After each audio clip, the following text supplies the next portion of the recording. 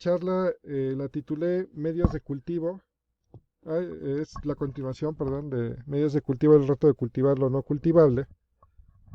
eh, y le puse parte 2 porque realmente la parte de los medios de cultivo ya la saltamos. Ahora me gustaría platicar un poquito de lo que es la diversidad bacteriana. Ok, sí. Entonces,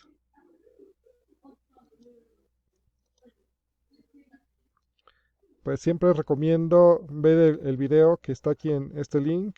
No se ve muy bien, pero si al rato te paso el link, si alguien más lo quiere, pues me puede escribir y les paso bien el link para que puedan tener claro el concepto de PCR.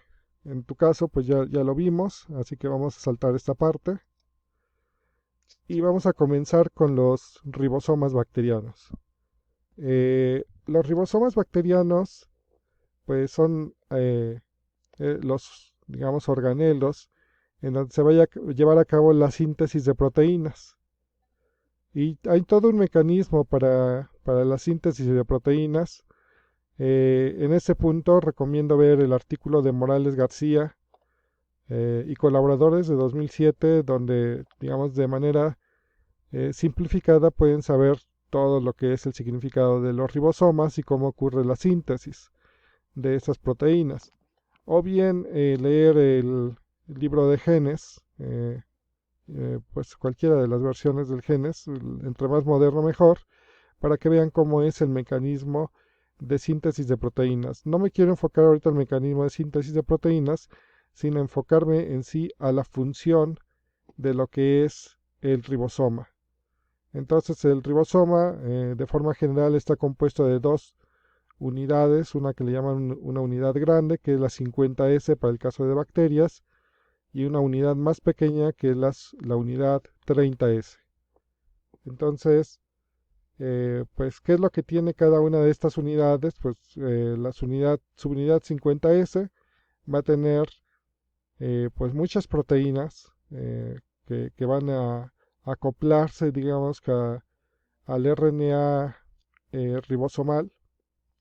También se van a acoplar al RNA de transferencia. El RNA ribosomal son RNAs estructurales que van a mantener la función y la forma de todo este conglomerado. Y los RNA de transferencia son los que van a leer los tripletes del RNA mensajero, de tal suerte que se va a ir acoplando el aminoácido específico que va dictando el codón del RNA mensajero. Entonces, pues cada vez que se lea un triplete, la síntesis, lo que ya se sintetizó, pasa de este, digamos, de este tRNA que se está liberando, pasa a este que se acaba de unir a su triplete correspondiente y así el péptido comienza a crecer. En la subunidad de abajo también tenemos proteínas que se acoplan también al RNA ribosomal, solo que es de otra categoría. El RNA ribosomal que tenemos aquí arriba es el 5S-RNA ribosomal y también tenemos el 23S-RNA ribosomal. En cambio, en esta subunidad pequeña tenemos al 16S-RNA ribosomal. Insisto, tanto los ribosomales que están aquí en la 50S como el que está aquí abajo en la 30S son, digamos, esenciales para mantener la forma del ribosoma y la estructura para que todo este proceso se pueda llevar a cabo. Son como andamios. Si esos andamios no están correctos, entonces la forma estructural de todo este ribosoma no va a trabajar bien y por lo tanto no se puede llevar a cabo la síntesis de proteínas. En otras palabras, si los RNA ribosomales por alguna razón cambiaran repentinamente, esta estructura fallaría en su función y por lo tanto se perdería la actividad de síntesis de proteína y eso sería letal. Por esta razón, se dice que los ribosomales deben ser altamente conservados, porque si no se conserva esto, pierden su función. ¿Alguna pregunta hasta aquí?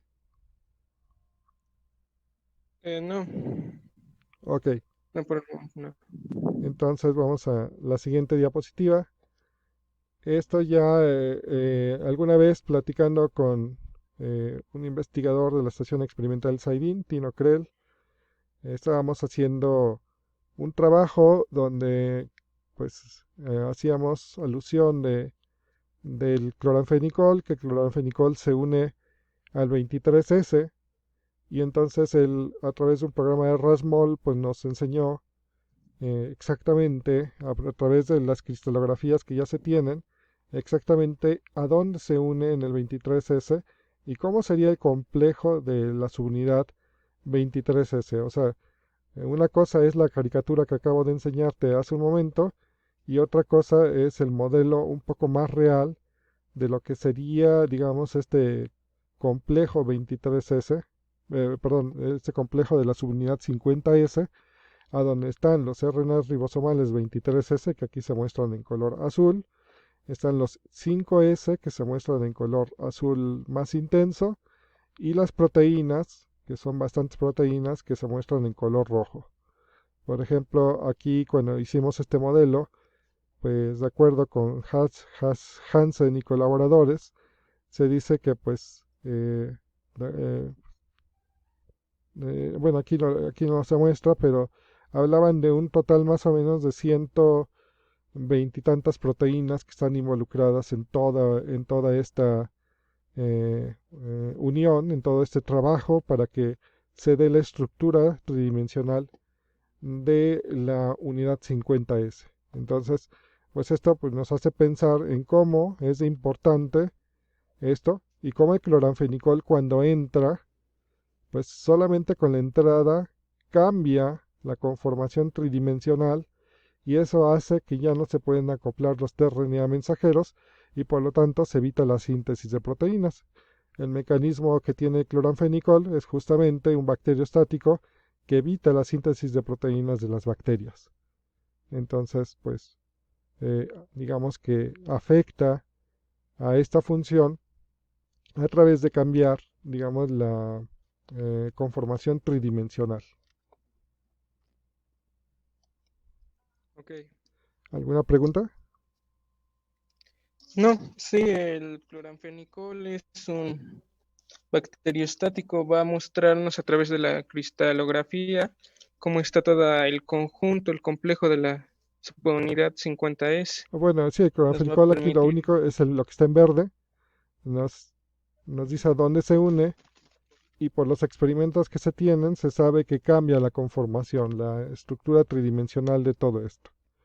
Entonces esos cambios mínimos, que no se notan mucho, pero son muy significativos para que una bacteria pueda o no sintetizar proteína. En este caso, en presencia de cloranfenicol, no puede sintetizar proteína. sí. Eh, Esto es un razonamiento que mostró Amann en una revisión en 1995. O sea, me gusta porque a partir de aquí podemos entenderlo, ya estos análisis ya incluso hoy son tridimensionales. En esa época se hacían en 2 dimensiones solamente, pero con la secuencia del 16S, RNA ribosomal, pues entonces lo que se hacía es ver cómo, digamos, en un análisis de 2 dimensiones, cómo la secuencia era complementaria en algunas zonas, y entonces se podía plegar, y había zonas o sea, no se podían atraer, eran como repelentes, y esas zonas pues se les llamó asas, y a donde había complementariedad se les llamó tallos, y entonces a través de un programa, Amann se dio cuenta que cada bacteria tenía un gen 16S que podía, digamos, cuando estaba en forma de 16S RNA, podría plegarse de alguna forma muy particular y esa forma particular era una firma especial que tiene cada bacteria. En otras palabras, cada 16S de una bacteria da una firma particular. Entonces está muy interesante porque dependiendo de la secuencia, esta firma va a variar. Entonces él se dedicó a ver las firmas de los genes 16S y pues encontró que los 23S también daban firmas diferentes. Los 23S son más grandes, pero cuando los analizaba en estas dos dimensiones, ve esta firma de esta bacteria, pues es muy diferente a esta firma de esta otra bacteria.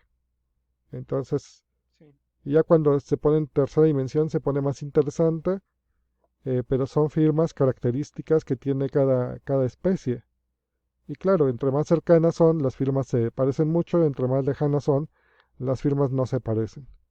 Entonces, pues fue muy interesante el trabajo que hizo, digamos, de análisis Aman y junto con muchas cosas que iban saliendo en el momento, pues se pudo estudiar parte de la diversidad de bacterias, porque entonces, estudiando ese gen 16S o ese gen 23S, si lo secuenciamos, nosotros podríamos tener la identidad o la firma de cada una de las bacterias.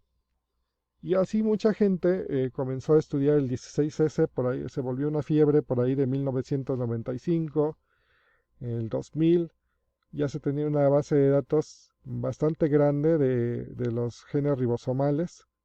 Digamos, en las bases de datos públicas ya había muchos microorganismos reportados, cada vez la base iba creciendo más. En 2003 ya estaba suficientemente grande y fue cuando en 2003 Baker, Smith y Cowan hacen un análisis del dominio 16S y pues ellos dicen, bueno, o sea, si son muy conservados, pues a lo mejor encontramos como una firma global de todo lo que significa esto. Y esto lo hacen también a razón, en mi punto de vista, que porque había genes, perdón, había primers que se llamaban universales. Los primeros que se comenzaron a utilizar fueron eh, los de Weisburg, que eran los FD1 y RD1. Con esos primers amplificaban a muchas bacterias, pero también ya había reportes de que esos primers no podían amplificar a otras bacterias. Por lo tanto, pues lo que hizo Baker con la base de datos en ese momento fue comparar todo contra todo, lo que existía, digamos, hasta esa fecha, y pues encontró cosas muy interesantes.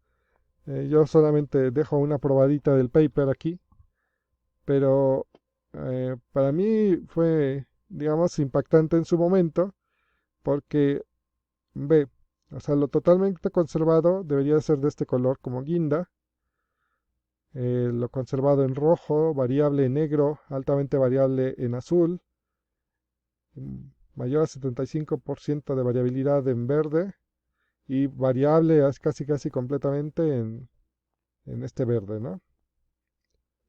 Entonces, y estos cuadros pues son los sitios de primers, distintos sitios de primers, y pues entonces si tú empiezas a analizar al gen, pues sí hay zonas conservadas como las que están en rojo, hay zonas totalmente conservadas, estas de guinda, pero también hay zonas que empiezan a variar, que son los negros, o zonas verdes que son muy, muy variables. Entonces, como que eso causa cortocircuito en nuestro conocimiento porque decimos, pues no que eran totalmente conservados, o sea, si son muy conservados, ¿por qué están variando? Entonces sí hay variaciones permitidas. O sea, ¿y cuál sería la explicación? ¿Cómo ocurrirían esas variaciones permitidas? Y ahorita primero vamos a ver que lo que encontró, digamos, Baker y colaboradores en 2003 en su análisis, y ahorita me regreso a las diapositivas de los tallos y asas para explicar, o lo que dicen algunos investigadores, tratan de explicar cómo es que han ocurrido esas mutaciones. Entonces, pues es simplemente que veas los colores, cómo andan intercalados por todos lados. Insisto, hay zonas que son conservadas, como todo esto que está en rojo, y otras que son variables. Entonces, dependiendo casi del tipo de microorganismo, va a ser, ya dijimos que la firma, pero también va a ser el distanciamiento que hay entre uno y otro. Y esto nada más es como un conglomerado de todo lo que analizó Baker en 2003. Y ya se dejaba ver, en 2003 ya había autores que decían, pues es que la diversidad de bacterias es tan enorme que son como nubes, así se lo imaginaban. O sea, los árboles filogenéticos no son como los clásicos que vemos en los artículos, sino dicen, un árbol filogenético en realidad son como nubes de nubes de parecido, pero hay muchas nubes. Entonces, entre una nube, y esto es tridimensional, entonces entre una nube y otra nube hay parecido entre las bacterias, y a la vez hay unas nubes que ni siquiera hemos identificado porque nuestros primers universales no son capaces de captar todavía esas nubes. Entonces, pues ya dejaban entrever que había más diversidad de la que nosotros estábamos calculando, y ve cómo esas regiones variables pues están representadas por todos lados en el, digamos, en el 16S. Entonces no era tan, o sea, un 16S no está tan conservado como nosotros pensábamos que estaban conservados.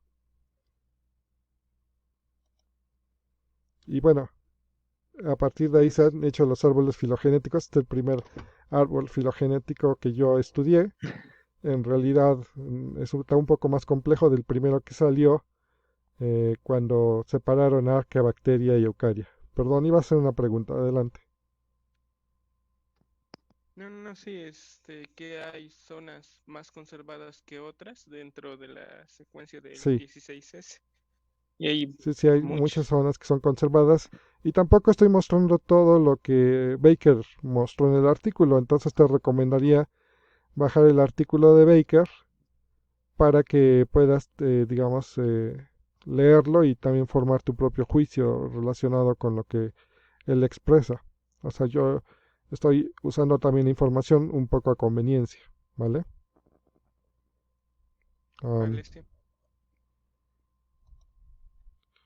ok, me voy a regresar a la parte de los tallos y asas.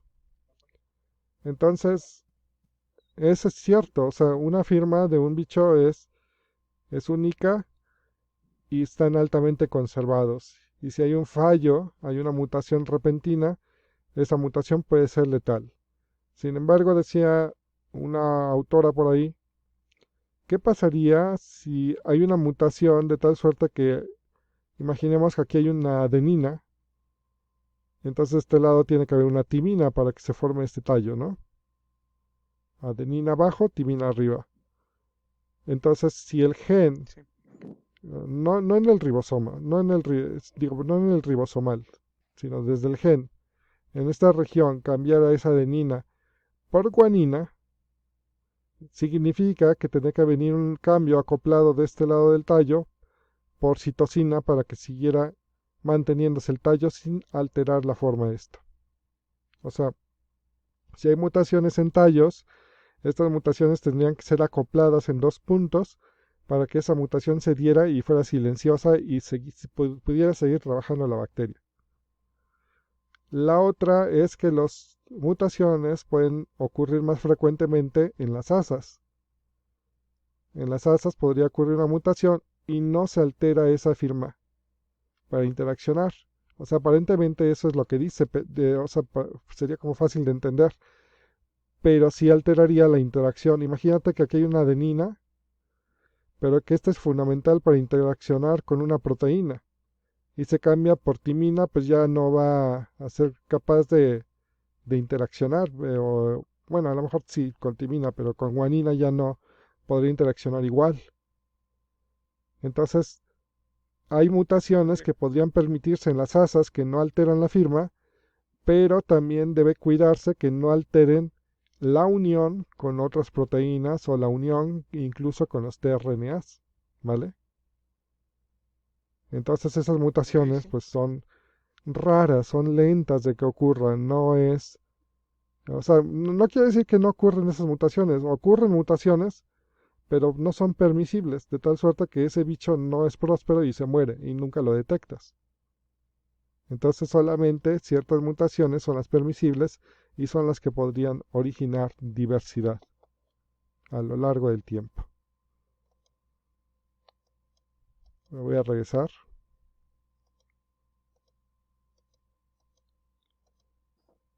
Entonces, pues, en el artículo de Aman hay una parte que me gusta mucho porque, digamos, de la forma clásica en ese momento era novedosa, era digamos, la biología molecular del momento.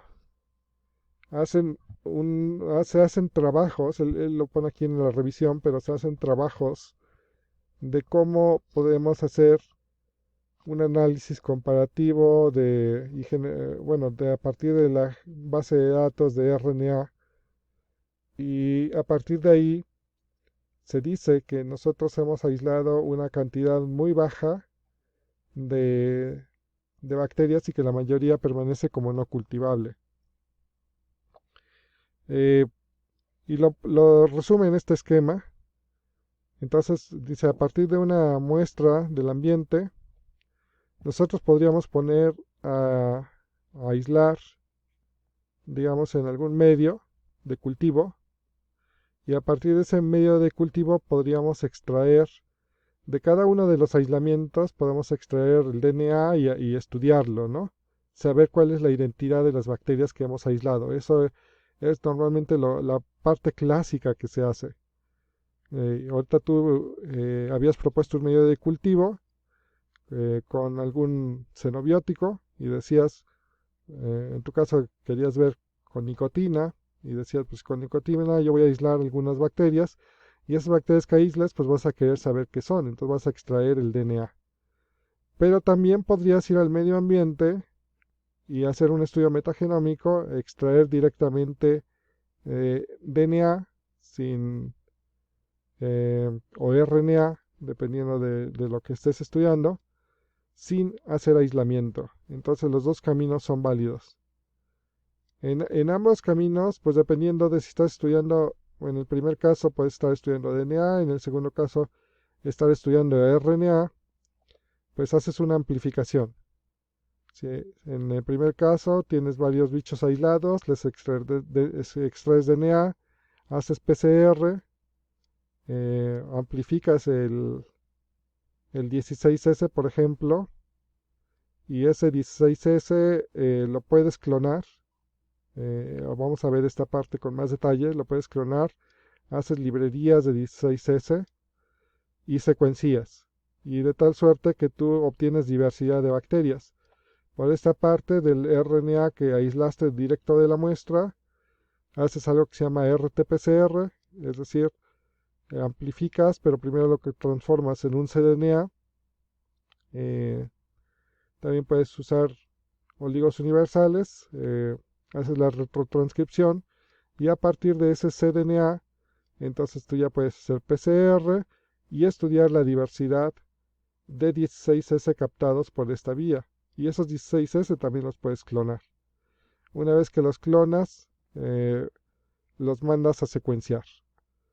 Entonces cada clona está puedes clonar en E. coli y cada coli lleva en un plásmido, lleva un 16S capturado. Entonces, lo que quiero decirte con este análisis es que la diversidad que se capta por esta vía, donde primero aíslas, es muy pequeñita comparada con la diversidad que se capta por esta vía, que le llamamos vía metagenómica. Eh, Aquí tenemos mucha más diversidad capturada, hablando de 16S. No sé si tienes alguna pregunta. No sé, pues la detección vía metagenómica nos puede dar un mayor aporte. Por lo menos eso pensábamos en 1995. Vamos a ver esta diapositiva en más detalle, a lo mejor en el transcurso de los días, y voy a tratar de convencerte que no es así, porque aquí no hemos metido un punto esencial. Te dije un medio de cultivo, ¿viste? Pero ¿qué pasaría si aquí usamos 20 medios de cultivo? Se Ándale. expande el ¿Y rango qué de lo que se pasa si puede. aquí, en lugar de usar un par de oligos, usamos 10 pares de oligos universales? O sea, claro, cada quien en su tubito. Igual expandes, ¿ves? Entonces hay un Igual, autor que sí. se llama Donachi, que usó 20 medios de cultivo y usó varios pares de oligos universales y encontró algo súper interesante. Aquí no tengo el resultado, pero hace diagramas de Venn en donde muestra la diversidad captada por este método, la diversidad captada aquí por medios de cultivo, la diversidad captada por vía metagenómica y un mundo pequeño que se comparte, un mundo pequeño que se captura por las dos vías. O sea, ni esta es la panacea ni esta es la panacea, son complementarias. ¿Qué significa? Pues que hay primers, más bien que hay diversidad que no es captada por nuestros primers, por lo menos no de forma directa. O sea, debe haber algo dentro de toda la diversidad que impide, a lo mejor están menos representados, no sé, y no los puedo captar en este método, pero sí los capto acá. Y por supuesto hay muchas cosas que no capto aquí y que están representadas de este lado en la vía metagenómica. Bueno, pero ya me adelanté. Estábamos en la vía clásica de comparación. Entonces esto lo tenemos que ver en detalle para que sepas cómo se hace esta parte, sobre todo esta parte de clonación y cómo por primera vez en esa época decimos que hemos aislado solamente el 1% de la diversidad genética. ¿Vale? Ok, sí. Y esto ya son otras cosas. No, nuestro curso no va para alcanzar a esto, solamente lo voy a mencionar. Aquí Amand también describe por primera vez cómo si nosotros desarrollamos props, un prop es como una secuencia complementaria chismosa, lleva aquí un fluoróforo y este prop va dirigido al 16S, o sea, es complementario al 16S.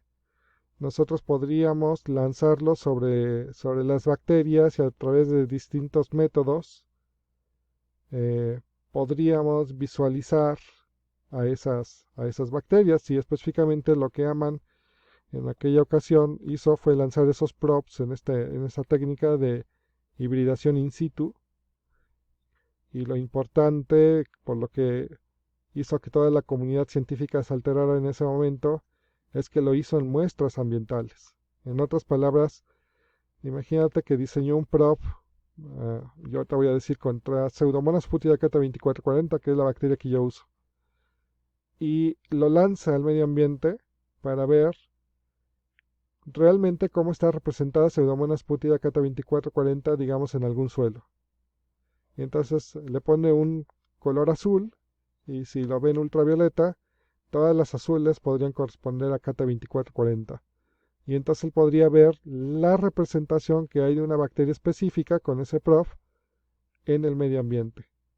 En otras palabras, lo que él hizo es mostrar cómo un prof, o sea, una molécula pequeña de DNA, eh, podría, podría atravesar, digamos, o ser comido por una bacteria y en el interior de ella hibridar, o sea, hacer la complementariedad. Y al momento que hace la complementariedad, este fluoróforo se activa y entonces da señal. Entonces, pues más adelante me voy a adelantar, o sea, no quiero abordar esta parte porque está más diseñada para el posgrado, pero ve, por ejemplo, aquí, pues lo que te decía, aquí esta muestra es de un medio ambiente. El prop va dirigido contra algunas bacterias en específico que se marcan de este color y las otras bacterias que llevan otro prop se marcan de este otro color. Y después lo hace más complejo, dice, y si uso props de distintos colores, pues ve como unas bacterias se marcan de este color, esta es una especie de bacterias, otras bacterias se marcan de este otro color, otras de verde, aquí están interaccionando, por eso se ve como multicolor. Y, y nada más puse esta fotografía. Y pues algo interesante que te mencionaba en la clase pasada es sobre algunas, eh, algunos eucarias por ejemplo este paramecium. Ese paramecium es un degranulador y entonces come bacterias. Pero dentro de este degranulador hay bacterias que viven en el núcleo y es lo que aquí se está mostrando. O sea, los primers están dirigidos en hibridación in situ y están dando señal de cómo están viviendo en el núcleo de este paramecium. O sea, estas bacterias que viven acá están en una relación mutualista y, y pues gracias a ellas este paramecium está viviendo. Entonces aquí, por ejemplo, también vemos señal Genial. de otra cosa, pero este es con otro tipo de prop.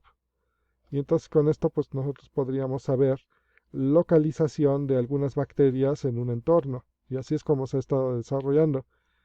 No solamente el 16S te permite estudiar la diversidad de bacterias, al ser un gen altamente conservado, sino también te puede servir como gen chismoso para que tú veas la ubicación de una bacteria específica en el medio ambiente. ¿Vale? Entonces, Vale, sí. pues hasta aquí termina esta sección. Y le puse ahí suerte con la actividad. Ahorita te doy la actividad. Voy a parar la grabación, ¿vale?